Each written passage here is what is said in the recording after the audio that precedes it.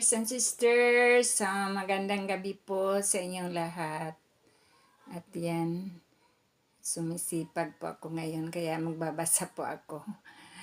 At nais ko pong i-share sa inyo dito sa Doktrina at Mga Tipan, chapter 42, verse 68. Doktrina at Mga Tipan, chapter 42, verse 68. Sa makatuwid, siya na nagkukulang ng karunungan, humingi siya sa akin at bibigyan ko siya ng sagana at hindi siya susumbatan. So yan po ang binasa ko sa inyo ngayon tungkol sa karunungan. So ano po yung ibig sabihin sa gabay ng mga banal na kasulatan sa karunungan? Ang kakayahan o isang kaloob mula sa Diyos upang makapaghatol ng wakas ay wasto. Ay ulitin ko. Ang kakayahan o isang kaloob mula sa Diyos upang makapaghatol ng wasto.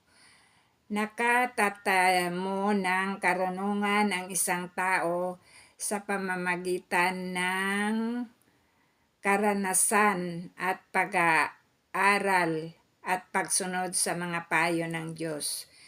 Kung walang tulong mula sa Diyos, ang tao'y hindi magtataglay ng tunay na karunungan.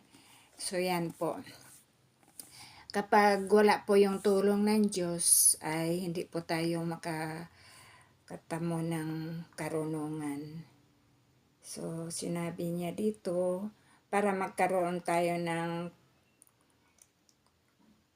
karunungan, kailangan po tayo ay mag-aaral at pagsunod sa mga payo ng Diyos. At hihingi po tayo ng gabay sa Diyos mula sa Kanya dahil siya lang po ang tanging magbigay sa atin ng karunungan.